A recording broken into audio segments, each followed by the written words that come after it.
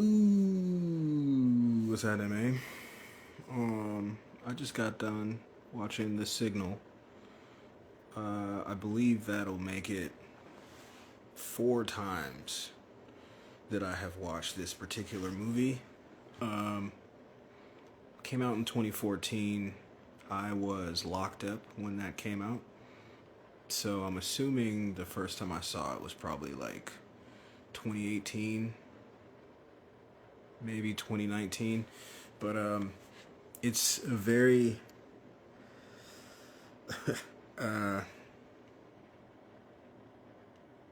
it's important, but not in the way that I say other movies are important. Like, not that it doesn't mean like a whole bunch to me. It's important in my research. It's important in the specific aspect of soft disclosure. Um, I have notes because though the movie is only about an hour and 38 minutes, including, I'm assuming, the credits. There's a lot in it as far as what I could interpret to be soft disclosure. I didn't even include some stuff. I'm still gonna say a little bit of it, but I'm not gonna focus on it. Before I do that, before I forget, if you would like to contribute or donate to the channel or my research, the PayPal is in the description. It's also in the channel description. If you happen to donate, or if you just want to reach out and have any suggestions or questions, anything you want to see me research or look into, things that I've missed that you think I may benefit from or need to add to an aspect of the research, the email is gammaauobsidian, gammaauobsidian at gmail.com. The Instagram, same thing. And yeah. So, also, if you'd like to participate in the Dream Show or participate in some capacity, hit me up with an email. Email's better. Comments are cool, but then I can't actually contact you. So if you actually want to participate in something like the Dream Show or something else, or you have ideas, shoot me an email. gammaauobsidian, gammaauobsidian at gmail.com. All right, so The Signal. I think I might have talked about this movie a little bit in another video, but if you look at my channel, I am aggressively persistent and consistent with the amount of videos that I'm putting out, so I have no idea which video that is. So first thing I'll say is not even necessarily a plot point to the movie. The first thing I notice now, watching this movie this time, is that Lawrence Fishburne is in this movie. Lawrence Fishburne is also famously in the Matrix movies. I find that I'm not a fan of coincidence. Period. I'm just not a fan of coincidence. I think that synchronicity is a thing, but I think that people have started calling everything that they used to call a coincidence synchronicity. And I don't agree with that either. There are synchronicities, but sometimes they're not that either. Sometimes it's very purposefully a thing. And I think that this is one of those things. I don't know if Fishburne picks movies like this. I'm actually going to look into this after the video that I'm doing right now is done. But that's two. Well, it's a franchise and another simulation movie. I don't think that's by accident. And similarly, I won't say the exact same way, but similarly to The Matrix, Fishburne knows a lot more about the actual reality of things in this movie, just as he does in the Matrix movies. I won't say it's in the same capacity, because in the Matrix movies, he is a protagonist. In this movie, he is not. So, that being said, let me get into these notes. So, first thing I have is the movie opens with the main character. So, okay, yeah. The main character's having a dream, at the opening of the movie, and he's running. You don't know he's dreaming until he wakes up. He wakes up, and you can see crutches, so you get the idea. Oh, so then he's dreaming about something that he's not able to experience anymore, right? Not to say he can't walk, but he has to use crutches. They never really go into the specifics of what happened other than some sort of injury. I don't know that he, is never going to walk again, but they kind of make it seem like it a little bit.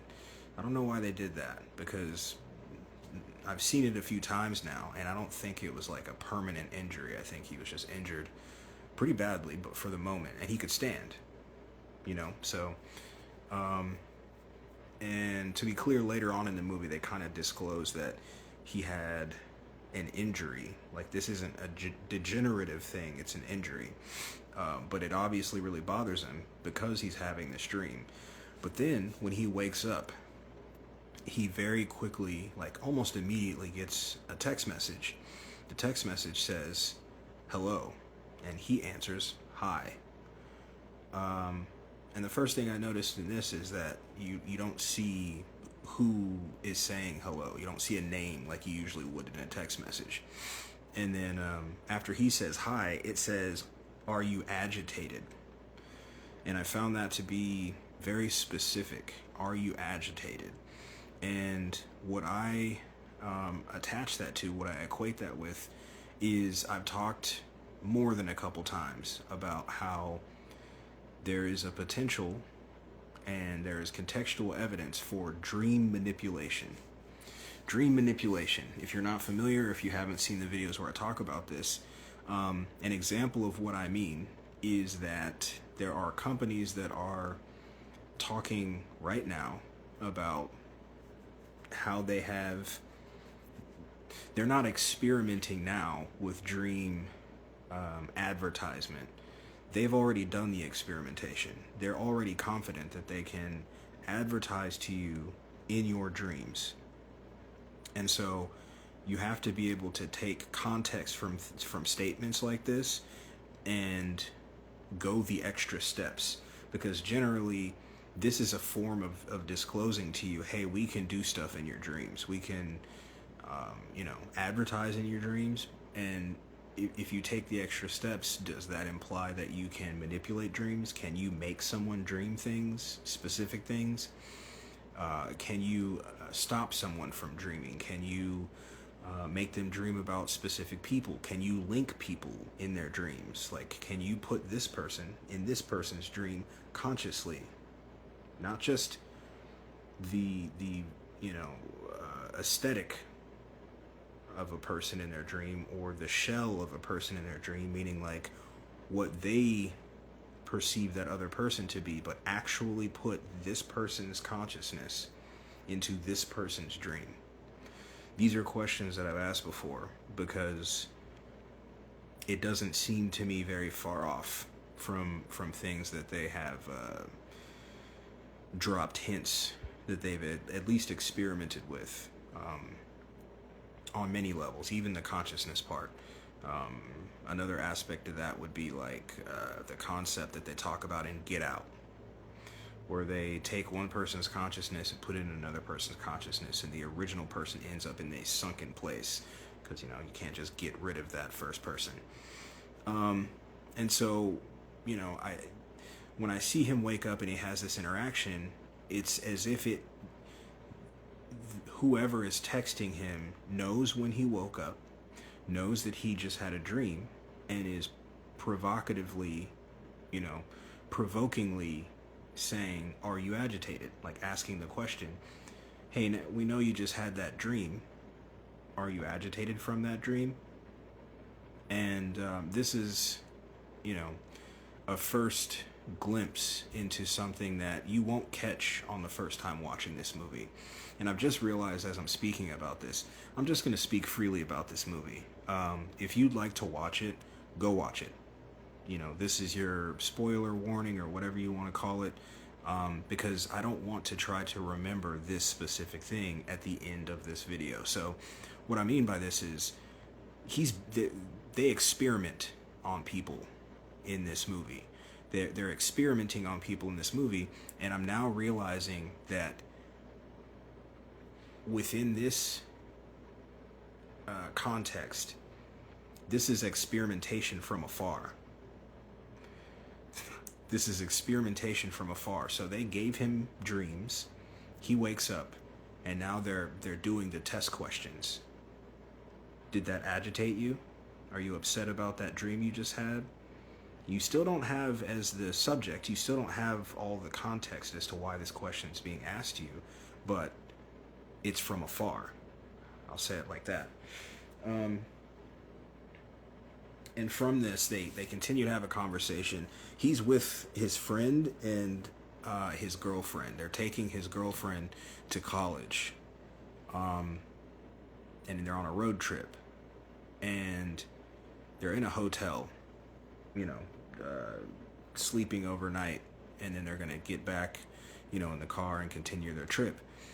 But as this interaction continues, he does get agitated because it's specifically agitating them. You come to find out that this is a supposed hacker named Nomad, and he and his friend are hackers from MIT. And you get the context that at some point Nomad hacked into something, and then they got blamed for it.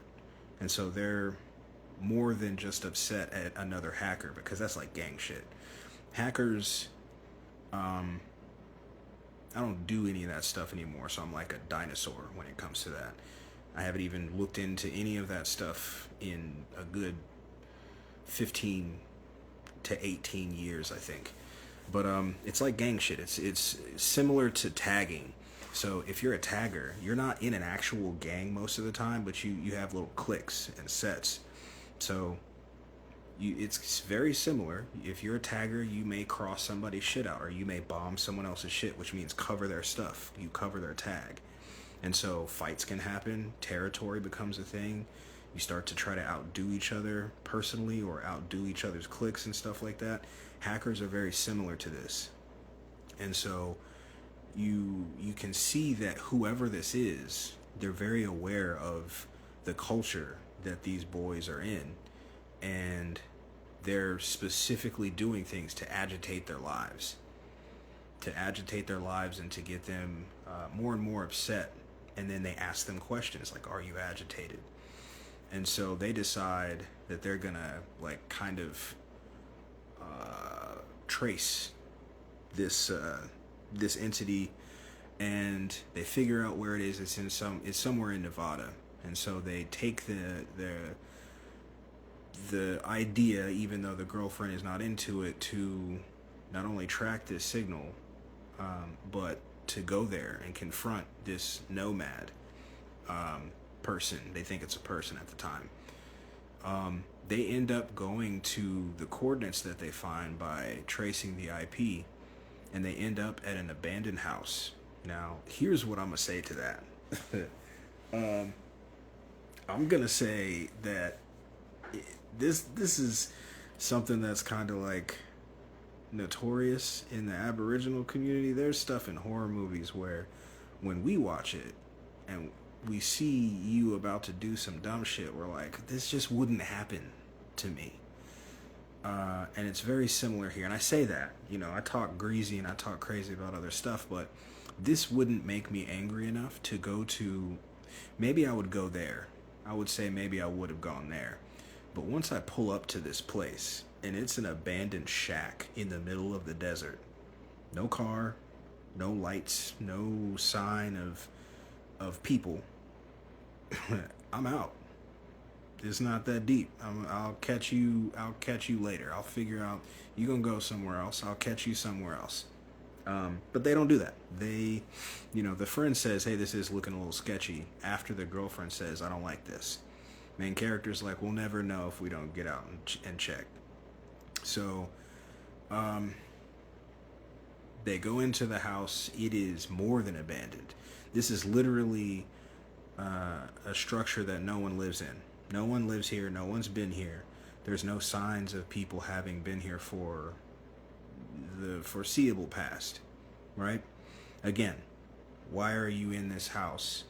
If once you start to investigate this house, you should say to yourself, like, all right, nobody lives here. This is sketchy as fuck. Instead of doing this, they go into the basement. They go into the basement, they see server racks, but they're dusty. And so that should tell you, okay, if this is a hacker, where are their servers? There's dust here instead of servers, right? And so they hear a scream. They, obviously it's the girlfriend. They freak out, go upstairs. All the car doors are open. Girlfriend's gone. They pan the camera. They pan the light over, and they see her lift into the air. Just flailing, lift into the air, and then screen goes black. And so my initial thought on this is none of this should have happened. None of this should have happened, because now you're essentially the aggressor. You can say someone hacked some shit and blamed you for it. You can say all those things, but none of that's gonna matter on a material level. So screen goes black. He has some visions, I'll say that, and I didn't know whether to mention it or not. But one of those visions looks like not a sea, but like it looks like a plane of black goo, and it's got not geometrical shapes. It almost looks like the cross pattern that you see on some metal benches. Kind of looks like diamond cross pattern. And then he wakes up to being pushed in a wheelchair, and he goes into a room where Lawrence Fishburne then enters. Fishburne's wearing a microbiome contamination suit. So like not just a hazmat suit. This is a couple steps past that.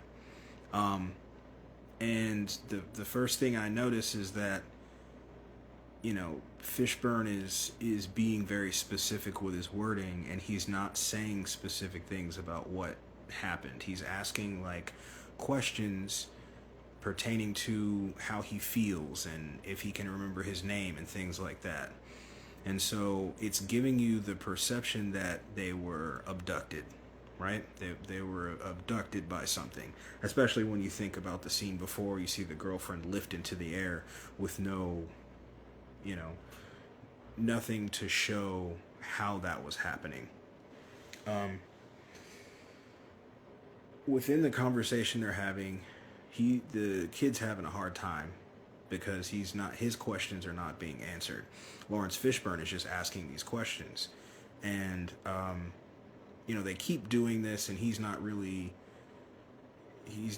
participating. He's not helping them out the way that Fishburne wants him to. So finally, he says, "I'm going to show you a video," and he shows them this video, and what you're shown is exactly the scene where they're walking into the house.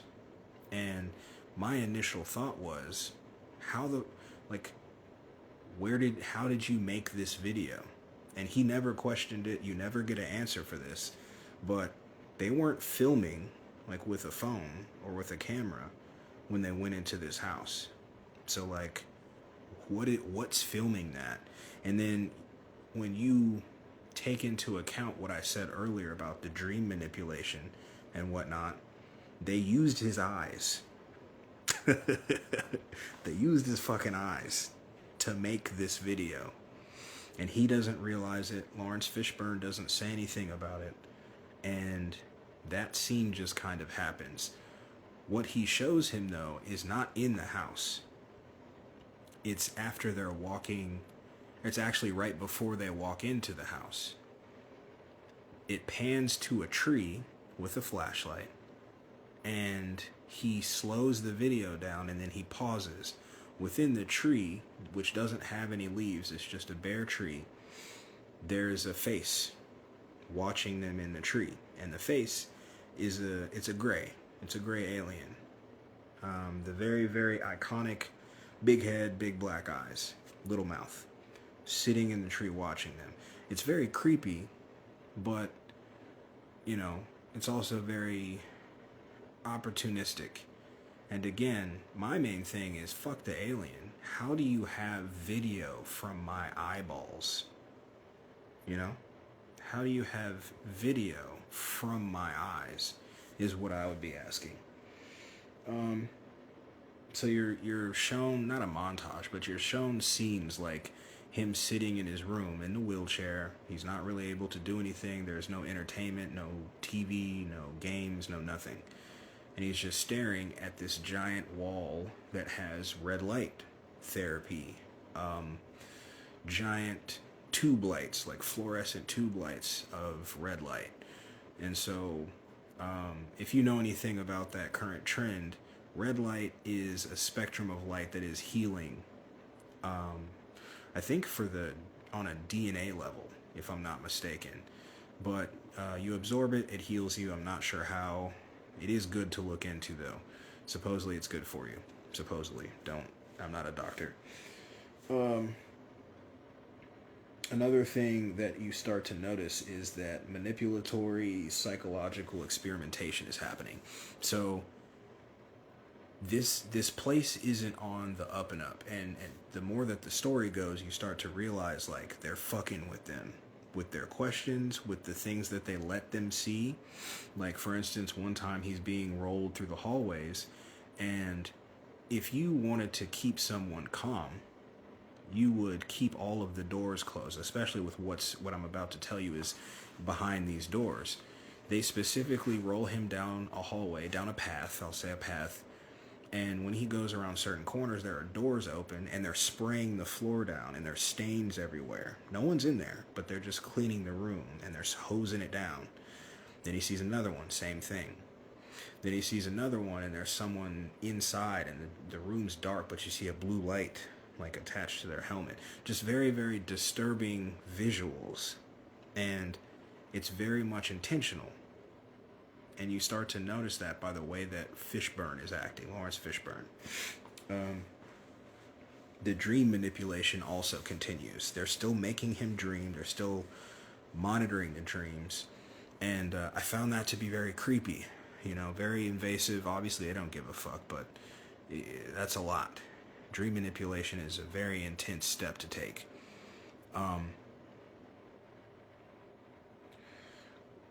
Another way that you know that they're fucking with them is there's another scene where Fishburne and another employee, I don't know, scientist, whatever they are, another watcher, let's call them watchers, because a lot of the time they're just sitting there watching them behind double pane glass. But there's an experiment going on with a fucking cow. There's just a cow in this room on the other side of the glass, and at the end of the bay, there is a giant garage door. They lift the garage door, and the female scientist says, agitate, and pushes a button. All the lights go off, and they're waiting. A chair hits the window. All you're able to see is a cow. What threw the chair? Right? It was something in that garage area, but you never get to see that because then something else happens, an escape. The friend escapes. I already kind of touched on this. Everything is monitored and intended to happen. So, like, if he almost gets away, they intended on him to almost get away. If he sees them touching the keypad, you know, slow enough for him to know the numbers, that's on purpose. Nothing that is happening in this place is accidental. They're very meticulous. Everything that they're doing is specifically on purpose. I found that to be very, very strange and interesting. I'm not sure if I noticed that the first time around, and, you know, if you've seen this, you probably didn't either. But the more times you watch it, you realize, like, this is very intentional throughout the entirety of the experience. And so the reason I took that note, though, is because he is being, like, checked up on. He's laying on his back on a bed. He's being checked up on, and they come over and they start to try to hold his arm, and I guess they were trying to give him an IV, but you can tell that they're doing what they're doing on purpose. The guy working there calls another guy over. They both try to hold his arm, and then they push him off the bed. They make it look like he gets rolled off the bed, but again, intentional. So they pushed him off the bed, and he falls to the ground, and the sheet comes off, and he realizes he now has very foreign looking and futuristic looking bionic cybernetic legs, like from, I'd say, from the above the knees, from above the knees down, he has cybernetic legs, and they don't look. This doesn't look like robotics. This looks like cybernetics. It's very, very sleek looking, all white, and it's got these like, it's almost got like a crystalline structure to it, but they're white, except for the lines, which look opaque. And they're grafted. He's not wearing them. His legs are gone, and he now has cybernetic legs. So later he's allowed to escape, and then he and his girlfriend, he gets his girlfriend, they escape with the use of those legs, and they are very soon after picked up by what seems like a just fucking nuts lady. It's the lady from, not Sinister. It's the lady from Insidious, Lynn Shay. I fucking love Lynn Shay, dude. She's a good actress, and she's always creepy. She's so good at being creepy in movies. She usually does horror movies. You could argue that this is kind of a horror movie, to be honest. But Lynn Shay picks them up. She's just a crazy, crazy nuts person.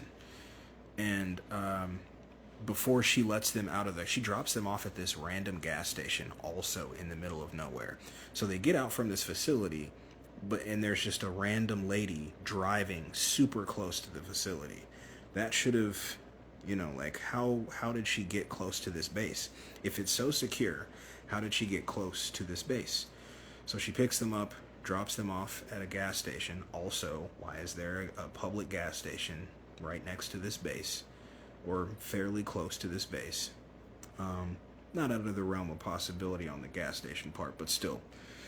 And the last thing she says to them before they leave is just push from the outside, push from the inside out. She says, just push from the inside out, which, again, she's been saying crazy stuff the entire little time that they're in the car. So the first time you watch this, it might not make any sense, or it might not seem significant. But after you've watched the whole movie, that is a very significant line for her to say, just push from the inside out. In fact, right now, as I'm saying it, I actually know what she's referencing. I know what she's referencing. That's crazy. I'll say it when I get to it. Which I'm getting close. Covering this pretty fast. Later, the crazy lady is pulled over and questioned about the main character and his girlfriend by Lawrence Fishburne. How did he find her so fast? How did he find her so fast? Why isn't she thrown off by this dude that's not a cop? She got pulled over by cops, but then Lawrence Fishburne is who approaches the window and asks her to accompany him. And this kind of indicates that the monitoring is not just in the facility.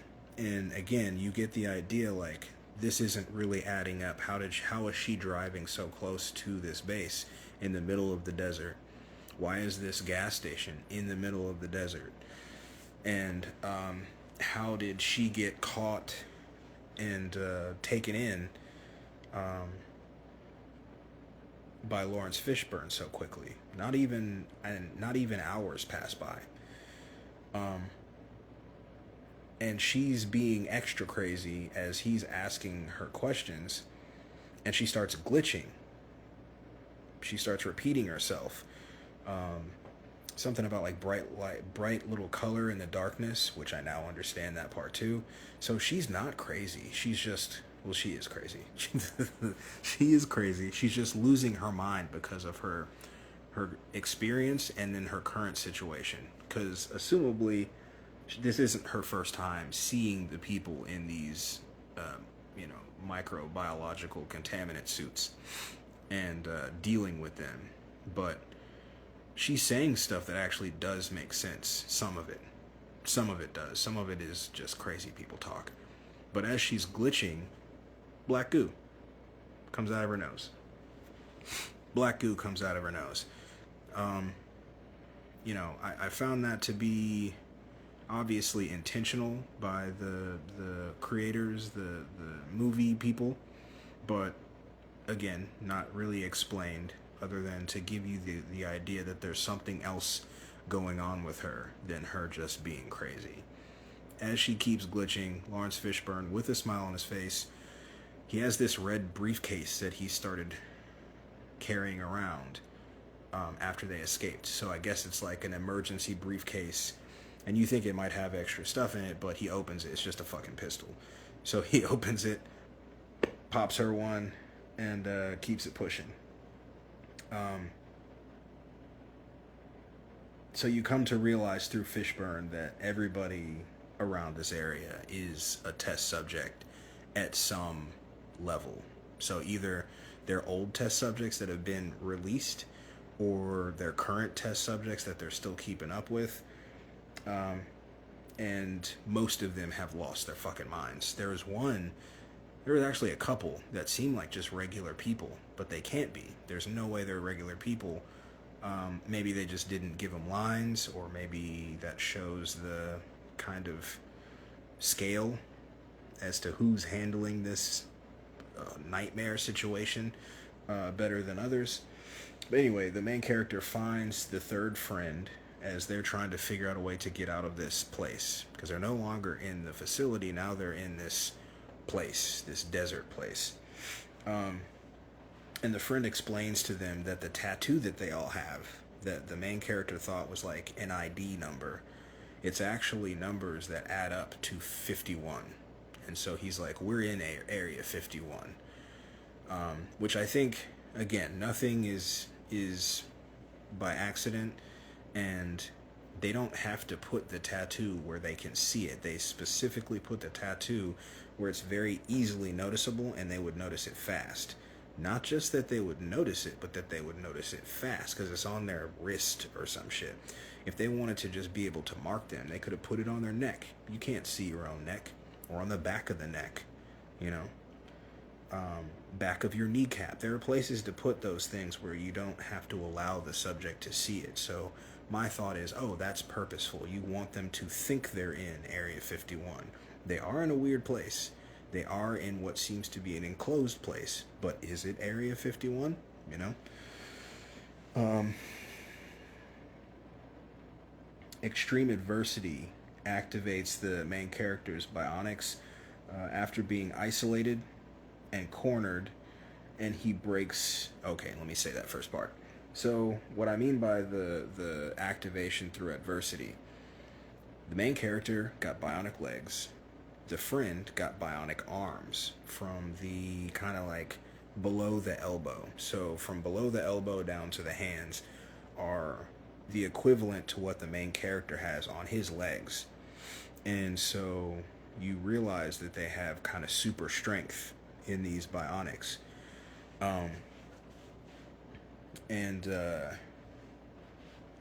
The first time you notice that the main character can activate his legs, kinda, he doesn't activate them, he just uses them. His girlfriend is being, taken by a crazy guy in a truck. And so he runs, catches the truck, but it's going, not so fast, so the guy doesn't think anything of it. Hits him with the door, though, and he falls. He sees the truck getting away, and he, kind of loses it, gets up, runs, and catches the truck going, I'd say like maybe 40, 50 miles an hour. That's the first time you see that. The second time you see it is when a lot more stuff has happened. The friend has died, helping them get away with his arms. By the way, he activates his arms trying to help them get away, and he like smashes the ground, and everyone that's shooting and trying to apprehend them flies up in the air. The pavement flies up in the air, and you see the capability of his arms, but he gets killed. And so the main character at this point that I'm talking about, has been isolated and cornered, and he faces a dilemma. Either give up now and go back to the facility that his girlfriend was just taken to, or try to get away and maybe go back and get her, is what I'm assuming he was thinking. So Lawrence Fishburne's basically talking cash money shit to this dude, like, bruh, just give up. Just give up. We got you. You can't beat me, man. Just give up. And that makes him so angry that he accesses something within himself. You can call it adrenaline. You can call it, just divine anger. You can call it whatever. But his legs light up like the opaque crystalline lines that I was talking about. Not the entire legs, but just the parts that section all the pieces off. Those light up. And, dude turns into the fucking Flash. He's fucking booking it. And as he's running over this bridge, it's the only bridge that leads to, out. Because they kept finding places where it's like, there's nothing. This leads to nothing. Or just a giant gulch where the road ends and you can't get across. So this is the only place that you can seemingly get to another place. I won't say get out, but get to another place. He is cooking across this fucking bridge, booking it. And it goes into slow motion, and he braces himself like this. This is the part that I spoke of earlier, where now I get what she meant. She was saying, what was it? She was saying, push from the inside out. And so he braces himself, and he breaks through glass. He breaks through a holographic glass display that is, if you just look at it, is showing you endless nothingness, endless desert. But it wasn't. It was a holographic glass, and he breaks through it and realizes that he's in some kind of like huge, gigantic enclosure, and this is the very outside of it, and it looks like industrial. It looks like kind of like a warehouse. And he turns around, and Lawrence Fishburne is looking through where he broke through the glass, not pursuing him at all. He takes the helmet off of the microbiological suit, and he turns to the side, and you see the entire back of Fishburne's head is mechanical. So he is non-human biologic, as the fucking goofiness would call it, right? Very, very sophisticated and believable cybernetics. Not cybernetics, that's still organic. Robotics? Let's just say robotics. Not sure if that's artificial intelligence in robotics or not, because it could have been someone's consciousness in there. Who the fuck knows? But when he sees this, it starts to dawn on him where he is. And then he turns around the other direction where he was going, and it keeps panning out, and they're on a flat plane. They're on a fucking flat plane with a dome structure over the top of it, a firmament, and under the ground, under the bottom of them, is just like spaceship looking type shit, but very futuristic looking. It doesn't look like thrusters and shit. It looks very alien. But the movie ends there, and that's kind of like it was simulating a town. The structure is simulating a town, but they're really on a flat plane with holographic screenware surrounding them. Everywhere except for the ground is holographic technology. And, all that stuff just comes together for me to be indicators of things, to be soft disclosure for things. Dream manipulation, experimentation without apparent cause, just kind of agitating. Um, intense, intense, and very, very, very intrusive monitoring. Even when you think you're not being monitored in this place, you're being monitored. Um, all the way down to the video that he's shown that inexplicably is showing what they saw with their eyes. From the perspective of the eyes, this video showed them what he was seeing. You never saw another alien, by the way.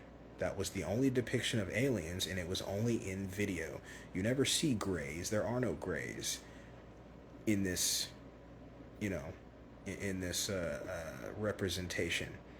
I think that's also pointing. I think that's also disclosure, kind of hinting at, hey, we're going to give you this story, but that shit's not real, right? That's us doing that. We're the ones that are abducting. The most alien thing that you see in the movie is Lawrence Fishburne, and that's not alien. That could very well be something designed by people, by a very advanced people. They don't give you that answer, but this is me kind of like ascertaining and discerning what disclosure they're trying to kind of like hint at or mock with. The cybernetic experiments, the overall abductions. Again, I know I just kind of said it, but the abductions where it's not aliens, it's people. Black goo is in this movie. They don't really go into it or explain it, but very obviously it has an effect on people that they're studying. Even when he discovers that he has the cybernetic legs, he wipes his leg and there's some black goo there. There's a lot of aspects to this. They think Area 51 immediately, and they even played with them and pushed that narrative through those tattoos. The very, very like manipulative tattoo tactic. That one got me. That one fucking got me. Because that's such an attention to detail to fuck with somebody. There are points where Lawrence Fishburne was like, down here, I can safeguard you from them. Up there, I can't help you. And then you come to find out there really isn't a down there and up there. They're just in a controlled terrarium. Lawrence Fishburne, not a real person. He is a biologic doing experimentation and essentially torture for someone who is not, they don't show themselves at all. They don't show themselves. They don't make an appearance. They don't say any words. They don't pass along a message or anything. You have no idea who or what is doing this. There are so many parallels to draw between this movie and the apparent experience that at least some of us are having, because some of us are kind of fucking us, like just dead, like walking dead, paying attention to nothing, don't really give a fuck what's happening around them. But there are others of us, very few of us, that can't move through this, oblivious. I was gonna say anymore, but I've never done that. I've never walked through this place obliviously. Always known there's something weird. Always been looking for it. Always been attracted to the occult, and not just meaning like magic and stuff, but like aliens, all the hidden stuff. Occult just means hidden. Esoterics too. That has always seemed to be the only real truth about this place to me. And the older I am and the more research I do, the more true that becomes. Has not stopped being more true, increasingly true, with the more research I do. You never find out where they take the girlfriend. He didn't get out. There's no way to get out. So, assumably, Lawrence Fishburne was just waiting on the other side, like, all right, so now you know about that. Get back in here so we can fucking neuralize you and get this going. That's probably why the people in that place are crazy. Maybe they did see something at the very least. Maybe they didn't escape like he did because he had biological, cybernetics to help him. But they saw something they weren't supposed to, or the black goo shit that they probably pumped them up full of. Something drove them nuts. But if you get a chance and you like these types of movies, it's worth the watch. Not only because it's a good movie, but because in my opinion, it's telling you a bunch of shit. You can't take these things literally. You have to have almost like a liquid discernment. Your discernment needs to be able to be fluid. You need to be able to ascertain things that are not being directly truthful. And that does take a bit of outside of the movie or outside of the concept, like research, homework. The more that you know, the more that you can see, the more that you can discern what you're seeing. Because, like I said, this is the fourth time I've watched this movie, and there are parts to it that I wasn't paying attention as far as I'm concerned. But now that I'm at the level of research that I'm at, the movie is almost a slap in the face. The movie is basically like mocking you directly. Especially if you're like me, if you're one of the family that I keep speaking of. It's shitting on us. It's a complete mockery of us, all the way down to the dream stuff. I think that many think that their dreams are normal or common or whatever, and they might be, but that doesn't mean that they're the concept of dreaming and dreams and astral travel and all that stuff.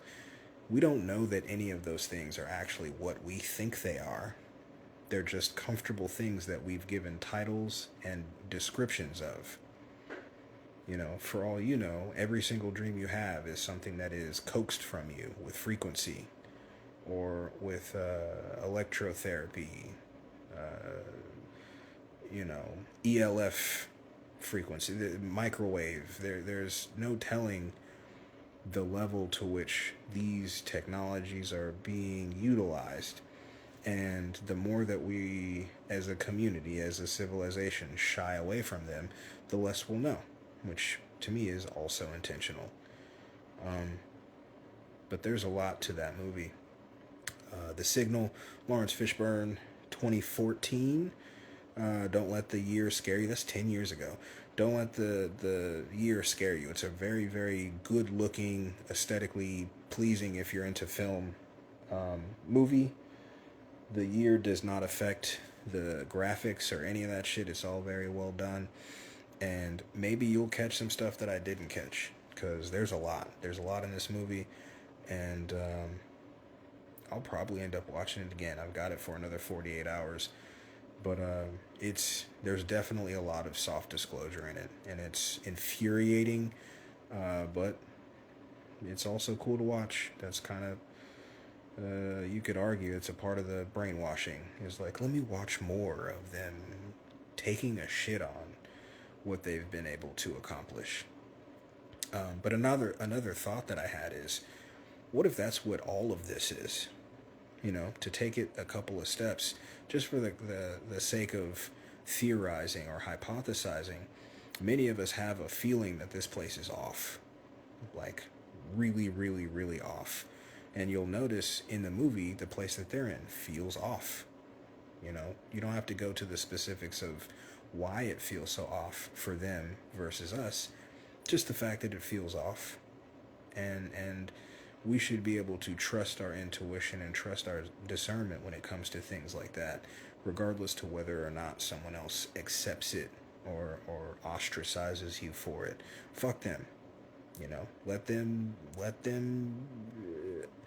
whatever happens to them may happen, will happen. That's not for you to be concerned with, just like it's not supposed to be for them to be concerned with what's going on with you. Um, to me, it's worth it to look into these things, to be prepared for potentials, to look for things that maybe are being told to you in the only way they will ever be told. Do you think that they would say some of these things to us outright? Because I don't. Especially not on this specific, like, progression of moments. Why would they go from basically gaslighting everyone into thinking that a lot of this shit is not possible to immediately telling you that it's all possible, it's all real, here's an alien, here's some, bionic tech, we're just going to tell you everything. I just don't see them doing that in that way. I do think some disclosures are going to come in this new year. By the way, Happy New Year, I guess. Because January is not the new year. March. New Year, March. Anyway, check it out. Really good movie. There's much to be discerned from the movie, especially if you have a philosophical lens that you can watch things with also. But if you do watch it, send me an email, come back, comment on this video. I like seeing things from different viewpoints, different vantage points. I have another video to make, and as you can see, already tired. So I love you, and I appreciate you for sticking with me this long. Hopefully this was enjoyable. I think it'll be more enjoyable if you have seen or go watch the movie and come back and watch. Later, bye.